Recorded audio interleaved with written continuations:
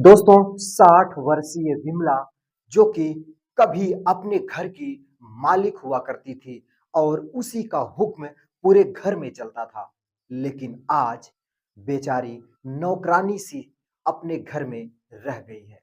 कहीं से भी कोई आता है तो उसे दो चार बातें सुना करके ही चला जाता है। दोस्तों, विमला का एक हाथ भी नहीं है और उसकी एक आंख भी नहीं है और रीढ़ की हड्डी भी झुक सी गई है और वह अब झुक करके चलती है। दोस्तों, 60 वर्ष की उम्र में विमला को इतनी सारी दिक्कतों का सामना करना पड़ता है, लेकिन फिर भी उसकी बहू और उसके पोता पोती उसकी जरा भी परवाह नहीं करते और कहीं से भी आते हैं तो विमला को दो चार बातें सुना ही दिया करते हैं। दोस्तों, बात यहीं तक नहीं रुकी। उसकी बहू अपने पति, जिनका नाम मोहन होता है, मोहन से जिद करती है और कहती है कि इस बुढ़िया को गांव भेज दिया जाए। और दोस्तों, उसका जो बेटा होता है वो कहता है कि अगर माँ गांव चली जाएगी तो वहां तो इसे देखने वाला कोई भी नहीं है, तो वहां ये कैसे रहेगी। दोस्तों, लेकिन उस विमला को एक आदमी पर और एक ही इंसान पर विश्वास था और उसी विश्वास के चलते वो इतनी सारी प्रताड़ना झेल रही थी और अपनी जिंदगी को जीने की एक उम्मीद लगा के बैठी थी। दोस्तों, वो एक व्यक्ति कौन था जिसके सहारे अभी भी विमला अपने जीने की उम्मीद नहीं छोड़ी है, और वो व्यक्ति आता है तो विमला को क्या-क्या दिक्कतों से आजाद कराता है और उसे कैसे बहुत सारी खुशियां देता है। नमस्कार दोस्तों, मेरा नाम है शिव भगवान। स्वागत करता हूं एक और बहुत ही भावुक कर देने वाली कहानी में। दोस्तों, एक बूढ़ी माँ की ये कहानी है कि कैसे एक बूढ़ी माँ अपने बच्चों को पालती पोसती है और उन्हें बड़ा कर देती है, लेकिन जब वही बच्चे बड़े हो जाते हैं और अपने पैर पर खड़े हो जाते हैं और उसकी माँ जब बूढ़ी हो जाती है तो वही माँ उसे पहाड़ लगने लगती हैं और वही माँ के सारे जो काम होते हैं, सारी आदतें बुरी लगने लगती हैं। दोस्तों, अगर वीडियो आपको अच्छा लगे और अगर आपके दिल को छू जाए तो इस वीडियो को लाइक करके, इस चैनल को सब्सक्राइब करके मेरा हौसला और मेरा काफिला बढ़ाते रहिए, जिससे मैं आप तक अच्छी से अच्छी कहानियां लेकर के आता रहूं। दोस्तों, एक विमला नाम की महिला जो कि बहुत ही अच्छी और बहुत ही भली होती है। दोस्तों, 60 वर्ष की उम्र हो जाती है। अब विमला की रीढ़ की हड्डी झुक सी जाती है और उसका एक हाथ भी नहीं होता है और उसकी एक आंख भी नहीं होती है। दोस्तों, इस परिस्थिति में विमला उस घर में अपने बहू बेटी के साथ और अपने पोतों के साथ रह रही होती है। दोस्तों, बेटा जॉब करता है और उसकी पत्नी भी कम नहीं है और वह भी अपने आप को एक हैसियत वाली औरत समझती है, क्योंकि उसका पति जॉब कर रहा होता है और अच्छा पैसा कमा रहा होता है। दोस्तों, उसके जो बच्चे होते हैं वो प्रोफेशनल स्कूल में पढ़ाई कर रहे होते हैं और उनके बहुत सारे अमीर बच्चों से दोस्ती होती है। दोस्तों, ऐसे में जो विमला होती है उनके रूम में मानो एक कूड़े की ही तरह दिखाई देती है। दोस्तों, उसकी जो बहू होती है वो हमेशा विमला को कुछ ना कुछ सुनाती ही रहती थी कि कैसे इस घर में तुम शोभा नहीं देती हो, ऐसा करो आप ऊपर चले जाओ, और ऊपर जाने के लिए सीढ़ियों से चलकर जाना होता था, जो विमला को बहुत सारी दिक्कत झेलनी पड़ती थी और बहुत ही ज्यादा मेहनत करना पड़ता था नीचे से ऊपर जाने के लिए।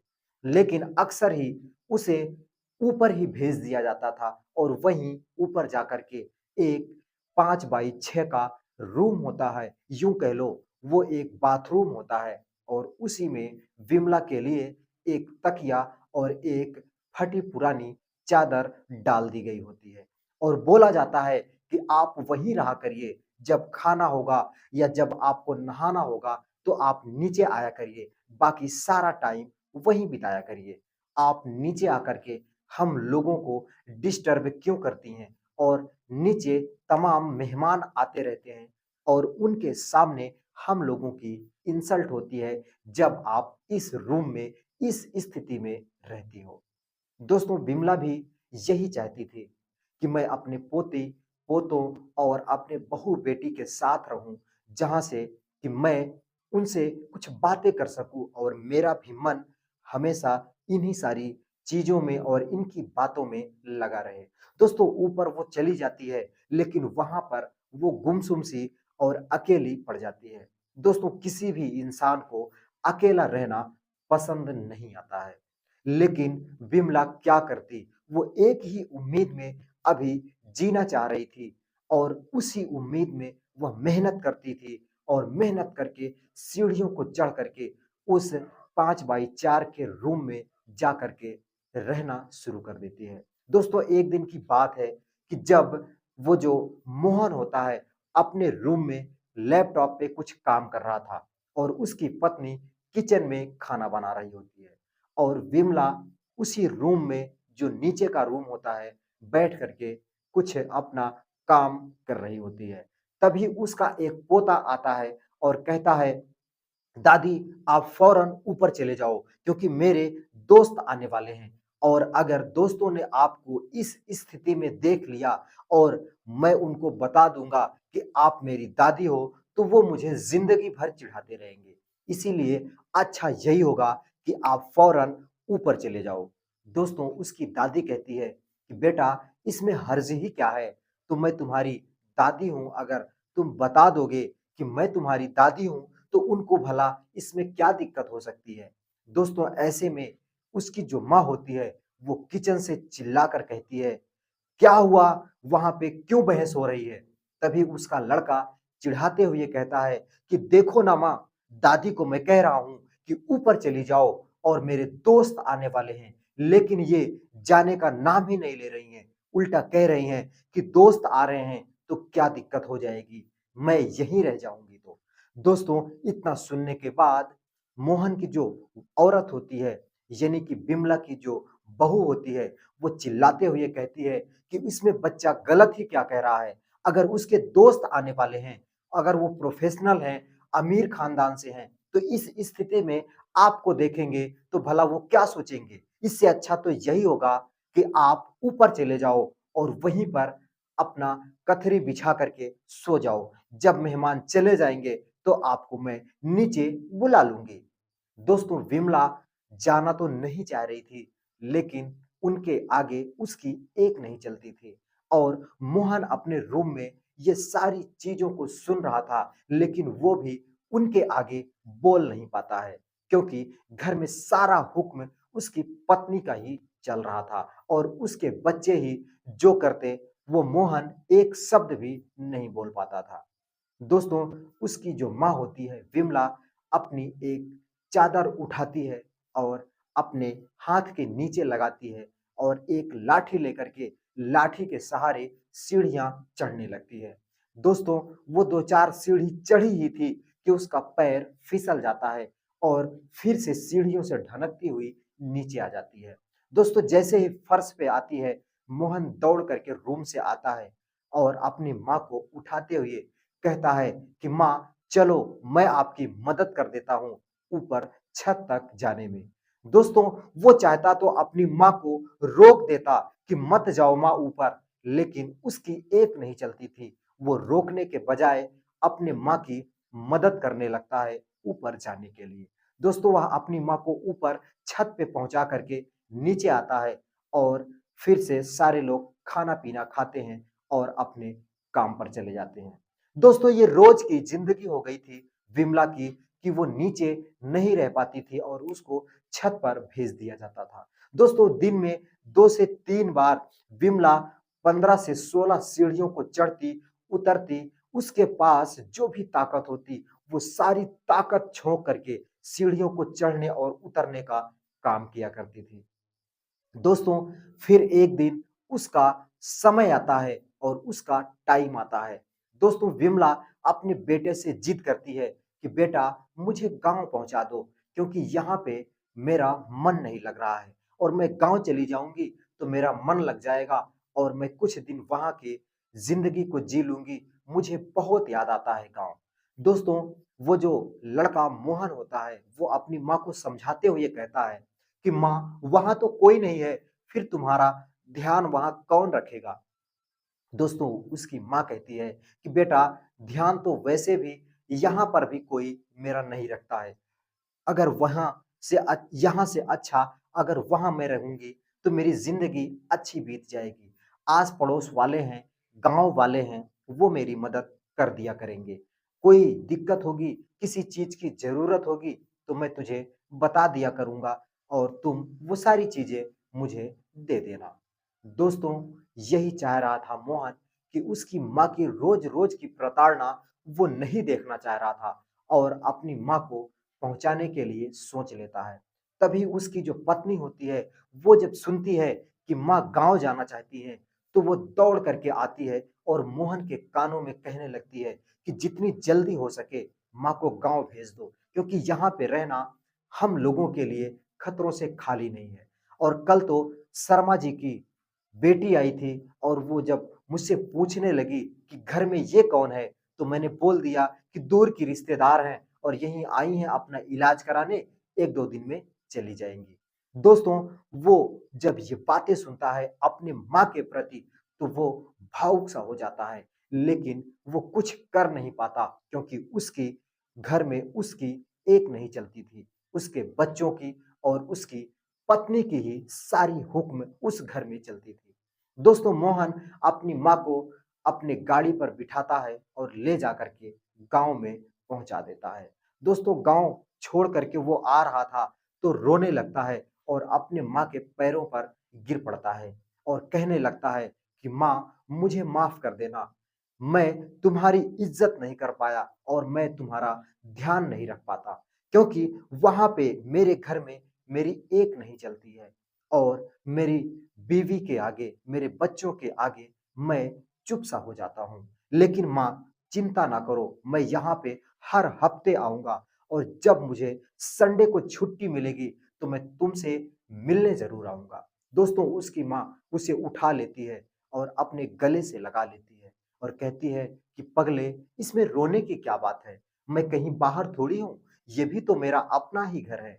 यहाँ के लोग, यहाँ के पास-पड़ोस वाले, यहाँ के गाँव वाले मेरी कितनी इज़्ज़त करते थे, ये तुझे नहीं पता है? और वो इज़्ज़त आज भी इनके दिलों में बसी हुई है। दोस्तों, मोहन रोते हुए अपने आँसुओं को पोंछता हुआ अपने शहर चला आता है। दोस्तों, शहर में आने के बाद वह जब भी उसको संडे को छुट्टी मिलती, तो वो अपनी माँ से मिलने ज़रूर जाया करता और अपनी माँ के लिए जो भी दवाएँ, जो भी ज़रूरतों होती, वो सारी ज़रूरतें पूरा करता रहता। दोस्तों, धीरे-धीरे वो आना-जाना 1 हफ्ते के बाद 15 दिन से महीना, ऐसे-ऐसे करके वो महीनों में अपनी माँ से मिलने जाने लगा। दोस्तों, 6 महीने का लंबा समय बीत जाता है और फिर एक दिन मोहन के घर में उसका जो चाचा था, जो 10 साल पहले यहाँ से विदेश कमाने के लिए गया था, वो वापस आ जाता है। दोस्तों, उसका जो चाचा होता है, जब वो वापस आता है और बड़ी ही खुशी-खुशी सारे लोग उसे एयरपोर्ट से बुला कर के घर लाते हैं और एयरपोर्ट लेने के लिए पूरा फैमिली चला जाता है। दोस्तों, पूरी फैमिली अपने चाचा को बुलाने गया था और सारे लोग खुशी-खुशी लेकर आते हैं और उसका मोहन का जो चाचा था बहुत खुश था और कहने लगता है कि मोहन, मैं सबके लिए बहुत अच्छी-अच्छी गिफ्ट लेकर आया हूँ और वह अपने बैग की चेन खोलता है, जो कि काफ़ी बड़ा-सा बैग था। वह मोहन के लिए उसके कपड़े लाया था और उसकी तरफ उसके कपड़े दे देता है। दोस्तों, मोहन अपने कपड़ों को देख कर के बहुत खुश हो जाता है, क्योंकि वह बहुत ही कीमती और बहुत ही अच्छा दिखाई दे रहा था। दोस्तों, फिर वह एक और कपड़ा निकालता है और मोहन के बच्चों की तरफ दे देता है। बच्चे भी बहुत खुश हो जाते हैं, क्योंकि उनके ही नाप का और उनके ही पसंद का कपड़ा उनके दादाजी लेकर आए थे। दोस्तों, फिर से मोहन का चाचा अपनी एक चेन खोलता है और उसमें से एक बहुत ही अच्छी साड़ी निकाल करके उसकी पत्नी की तरफ दे देता है और कहता है कि बहू, ये मैं तुम्हारे लिए लेकर आया हूँ। दोस्तों, उसकी पत्नी भी बहुत खुश हो जाती है और फिर से वह दोबारा चैन खोलता है और एक बहुत ही अच्छी सूती साड़ी निकालता है जिसकी अच्छी कीमत थी और वह बिल्कुल सूती थी, मानो किसी बूढ़े व्यक्ति के लिए वह साड़ी लेकर के आया था। और साड़ी निकालते हुए मोहन से पूछता है कि मोहन, सारे लोग दिखाई दे रहे हैं लेकिन मेरी भाभी नहीं दिखाई दे रही है, भाभी कहाँ है? दोस्तों, भाभी का नाम सुनते ही मोहन रोने लगता है और उसकी जो पत्नी होती है वो दौड़ करके आगे आती है और कहने लगती है कि चाचा, वो माँ जो है ना गाँव गई हुई हैं और गाँव में उनका थोड़ा-सा मन नहीं लग रहा था, इसलिए अपने मन को बहलाने गई हैं। दोस्तों, मोहन जब बताने ही वाला था कि उसका चाचा सब कुछ समझ जाता है और कहता है कि बस करो बस, मुझे सब पता चल गया है कि वो गाँव अपना मन बहलाने नहीं, बल्कि तुम लोगों के किच-किच से परेशान होकर के तुम लोगों की परेशानी को और ना बढ़ाने के लिए गाँव चली गई हैं।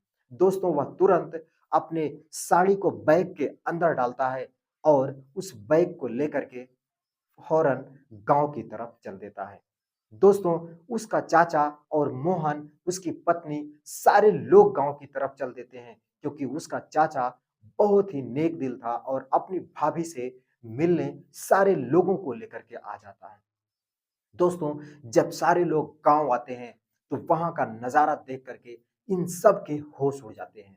दोस्तों, उसका चाचा दौड़ करके एक पुराने से मकान के अंदर जाता है, जो कि बिल्कुल जर्जर सा हो गया था। बिल्कुल दीवालें फट गई थी, ज़मीन में ढेर सारी घास उग गई थी और उसी कमरे के अंदर एक बहुत ही टूटी-फूटी खाट के अंदर एक महिला लेटी हुई होती है और वो कोई और नहीं बल्कि विमला ही होती है और वह दौड़ता हुआ जाता है और भाभी-भाभी कहते हुए विमला के पास पहुँच जाता है। दोस्तों, विमला अपने देवर को देख करके मानो उसके जान में जान आ जाती है और वह उठ करके बैठ जाती है और कहने लगती है कि देवर जी, इतने दिन कहाँ थे? तुम्हारी ही राह मैं कब से देख रही थी और पता नहीं, मुझे लगा कि मैं देख भी पाऊँगी या इस दुनिया से तुमसे बिना मिले ही चली जाऊँगी। दोस्तों, उसका जो देवर था, यानी कि मोहन का जो चाचा था, वो अपनी भाभी की इस कंडीशन को देख कर के रोने लगता है और जब देखता है तो उनको एक बहुत ही ज़ोरदार बुखार था और उनकी पूरी शरीर बुखार से तप रही थी। दोस्तों, वह मोहन की तरफ देखता है और कहता है कि मोहन, ये तुमने अच्छा नहीं किया। दोस्तों, वो बताने लगता है कि कैसे आज तुम लोगों ने भाभी को घर से भगा दिया है और इनको अकेली ज़िंदगी जीने पर मजबूर कर दिए हो। लेकिन तुम्हें नहीं पता कि भाभी की ये जो आँखें हैं, आज एक आँख है और दूसरी आँख तुम्हारे आँख में है। क्योंकि बचपन में तुम्हारा एक एक्सीडेंट हो गया था, जिसमें तुम्हारी एक आँख और तुम्हारा एक हाथ और तुम्हारी रीढ़ की हड्डी टूट गई थी। जिस वजह से तुम बिल्कुल अपंग सा हो गए थे और तुम्हारे सामने तुम्हारी पहाड़ जैसी जिंदगी जीने के लिए भाभी ने अपनी आंख और अपने हाथ और अपने बैकबोन को दे दिया था। अपने रीढ़ की हड्डी को भी तुम्हें दे दिया और उसी दिन से भाभी 90 अंश के झुकाव से चलती हैं और इसीलिए आज ये कुबड़ जैसा दिखाई देती हैं कि ये होती है एक माँ की ममता। एक माँ की ममता कि अपने शरीर के अंग को अपने बेटे के प्रति न्यौछावर कर देती है। लेकिन वही बेटा जब बड़ा हो जाता है तो अपनी माँ को घर से भगा देता है। दोस्तों, इतना सुनने के बाद मोहन और मोहन की जो पत्नी होती है, उनके तो होश ही उड़ जाते हैं कि कैसे हम सब लोग माँ को इतना चिढ़ाया कि तुम कानी हो, तुम लूली हो और तुम्हारे स शरीर में जब जान नहीं है, तो तुम क्यों जीना चाहती हो? लेकिन आज उनको सच्चाई पता चल गई थी कि वो आँखें, वो हाथ और वो रीढ़ की हड्डी, वो सारी चीज़ें मोहन को उसकी माँ ने दे दिया था। दोस्तों, मोहन जब सारी बातों को सुनता है कि कैसे उसकी माँ ने अपनी रीढ़ की हड्डी और अपनी आँखें और अपने हाथ को मोहन के लिए न्यौछावर कर दिया था और वो सारी चीज़ें आज मोहन के पास है और उसकी माँ उन सारी अंगों से, उन सारे अंगों से आज बिल्कुल परेशान रहती है। तब मोहन दौड़ करके अपनी माँ के चरणों पर गिर पड़ता है और रोने लगता है और कहने लगता है कि माँ मुझे माफ कर दो, मुझे नहीं पता था कि तुम इतनी दयावान हो और तुम्हारे अंदर इतना बड़ा दिल है कि तुम अपने शरीर के अंग को अपने बेटे को दे दी थी, जो वही बेटा तुम्हारी एक बार भी मदद नहीं कर पाया और तुम्हें एक बार भी इन सारी प्रताड़ना को झेलने से नहीं रोका। माँ अब तुम मेरे साथ चलो, शहर और मैं और तुम 2 ही लोग रहेंगे और मैं अपनी बीवी और अपने बच्चों को अपने साथ भी नहीं रखना चाहता, क्योंकि इन्होंने तुम्हारे साथ बहुत गलत किया और तुम्हारे साथ बहुत ही बदतमीज़ी की है। दोस्तों, उसकी माँ उसे उठा लेती है और उसे चूमते हुए कहती है कि बेटा, अभी भी वक़्त है, अगर तुम सँभल गए हो तो मुझे बहुत खुशी है और मैं तुम्हारे साथ चलूँगी, लेकिन बहू और बच्चों को अलग नहीं रखना, क्योंकि वो भी उस घर की जान है और आने वाले समय में यही तुम्हारा साथ देंगे। मैं तो कुछ ही दिन की मेहमान हूँ और फिर भगवान की प्यारी हो जाऊँगी। लेकिन तुम्हारी पूरी ज़िंदगी में जो साथ देगा, वो तुम्हारे बच्चे और तुम्हारी पत्नी ही तुम्हारा साथ देगी। दोस्तों, उसकी पत्नी दौड़ करके आती है और अपने सासू माँ के चरणों में गिरकर रोने लगती है और कहने लगती है कि माँ, आज मुझे पता चल गया है कि आज जो मैं ऐशो आराम कर रही हूँ, आज जो मेरी पति की ज़िंदगी है और उन जो पैसा कमाते हैं, उस पे जो मैं ऐश कर रही हूँ, उसकी ज़िम्मेदार मैं नहीं, बल्कि आप हो। अगर आप मेरे पति का बचपन में ही सहारा नहीं बनी होती, तो आज मैं ये सारा ऐशो-आराम नहीं कर पाती।